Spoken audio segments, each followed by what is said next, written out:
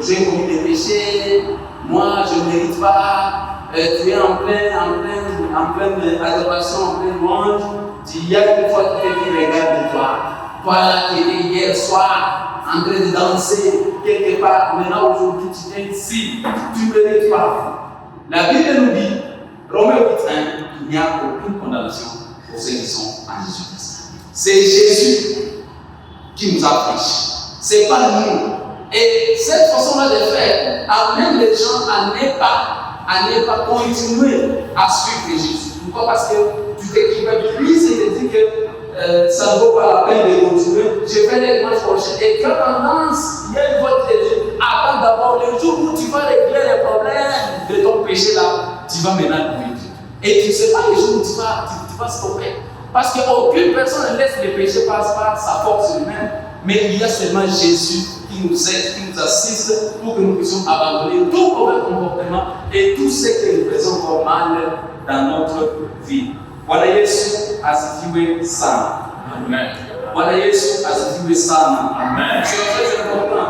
Ne soyons pas plongés dans la culpabilité. Pourquoi? Parce que ça ne va pas permettre à ce que nous puissions louer et adorer notre Dieu. Et l'autre point que je voulais parler ce matin, c'est que des fois nous sommes fatigués parce que nous sommes nous sommes peu, mais nous sommes beaucoup. On n'a pas tendance à bien faire parce qu'on se dit qu'apparemment Dieu n'est pas avec nous. La Bible nous dit dans le livre de Matthieu, chapitre 18, le verset 20. Matthieu, chapitre 18, et le verset 20.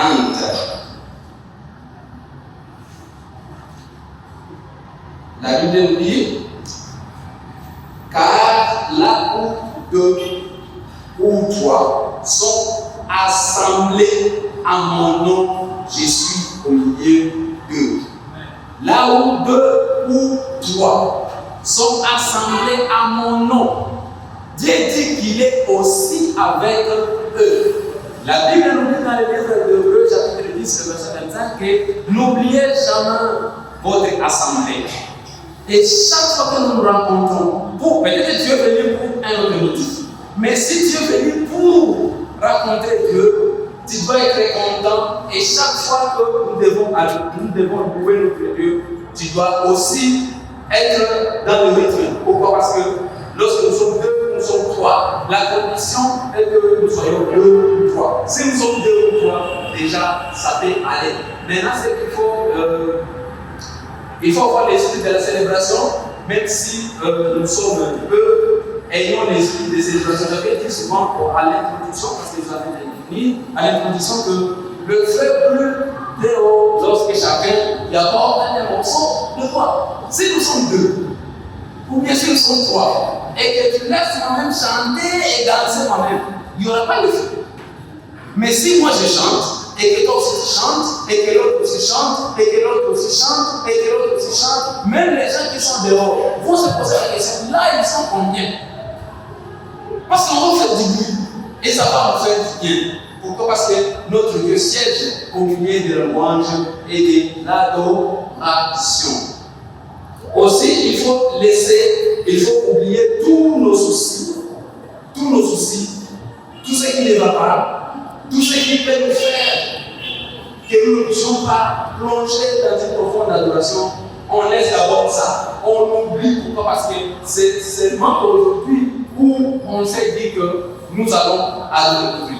C'est seulement de 8h, de 9h30 jusqu'à 12h. Quand il va faire 12h, nous allons quitter, nous allons rentrer chez nous. Et là, si tu fais encore, si tu veux quoi, tu vas récupérer encore des soucis et continuer à penser à faire. Mais nous allons nous décharger complètement sur Dieu et on abandonne, on laisse les soucis ici à l'église, à Jésus, parce que c'est lui seul qui saura comment trouver la solution à nos problèmes. Voilà, ça. Amen.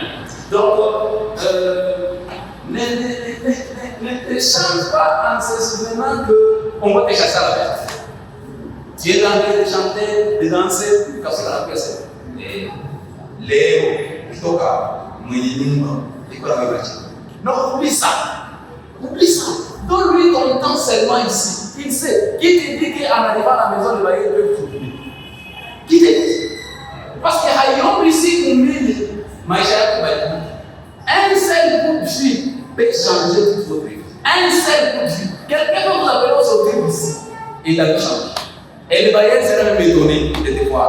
C'est pourquoi, lorsque nous trouvons l'occasion, de mettre les bases comme ça pour que, à partir du dimanche prochain, chaque fois que nous plongerons dans la louange, qu'on soit vraiment dans la louange. J'avais dit aussi qu'il ne sera pas de photographes à l'église. Il y a des gens qui sont photographes à l'église, qui regardent d'autres personnes. Eh, où est le Hassan?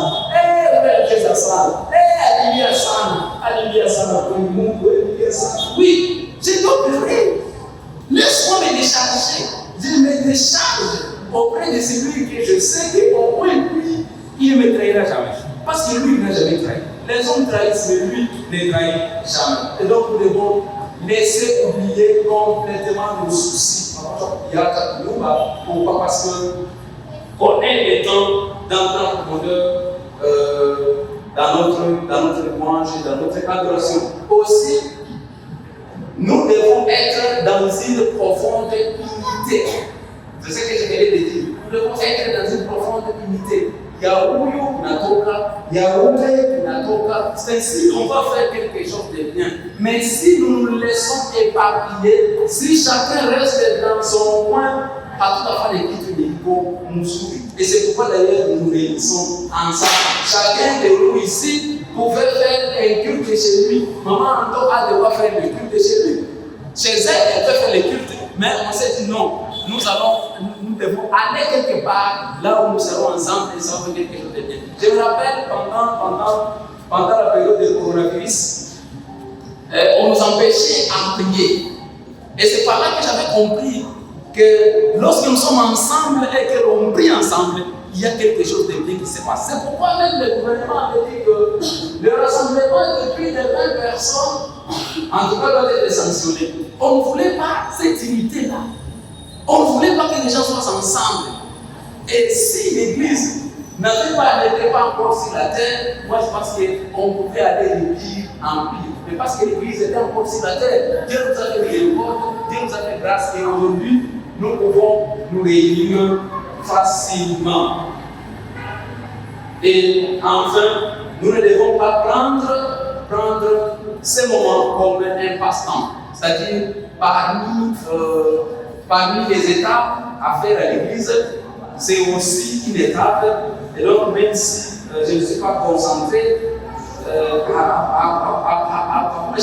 c'est pas juste un passe-temps, c'est un moment fort où nous devons nous arranger à donner une louange et une adoration qu'il faut pour notre Dieu. Je conclue en disant que la louange et l'adoration, c'est quelque chose que nous, comme enfants de Dieu, nous devons présenter à notre Dieu. Celui qui était avant moi nous a dit ici, tu peux ne pas manquer, tu peux manquer quelque chose à donner comme offrande, comme moyen, comme l'art, comme bon entre les mains. Mais au moins tu as ta bouche pour chanter. Au moins tu as tes mains pour donner des acclamations. Au moins tu as ton corps qui est en forme pour danser. Et chaque fois que tu as quelque chose que tu peux faire, j'aime le livre des psaumes, c'est là où je vais finir ce matin. Psaume 150, c'est le verset que j'aime lorsqu'on parle de la louange et de l'adoration. Psaume 150, nous allons lire tout le verset. La Bible nous dit ce qui suit. Louez Dieu dans son sanctuaire, louez-le dans l'étendue où éclate sa puissance. Oui. Louez-le pour ses refaits. Louez-le selon l'immensité de sa grandeur, tellement il est grand, tellement il est loué. Louez-le avec les tambourins, avec les danses. Louez-le avec les instruments à cordes et les chalumeaux. Louez-le avec les cymbales sonores, c'est important aussi. Louez-le avec les cymbales retentissantes. Et enfin, que tout ce qui respire loue l'Éternel. Amen. Si tu respires, tu as encore le souffle de vie en toi. C'est l'occasion pour toi de louer. Comme je le disais, Le mystère est devant toi. Tu ne sais pas ce que Dieu va faire demain. C'est vrai aujourd'hui tu pleures. C'est vrai aujourd'hui tu ne sais pas. Mais pendant le moment où nous étions ici, dans cette série, nous avions essayé de parler, de développer et de montrer comment est-ce que, en faisant une louange qu'il faut, Dieu exauce les prières. Dieu exauce la prière. Moi, je connais des gens qui étaient malades, mais par le simple fait de prier et d'adorer Dieu, la maladie est partie. J'en suis témoin parce que moi-même, un jour, j'étais dans cette même situation et je vis comment est-ce qu'il y a la présence de Dieu qui est derrière lorsque nous louons, lorsque nous adorons. Soyons bénis abondamment.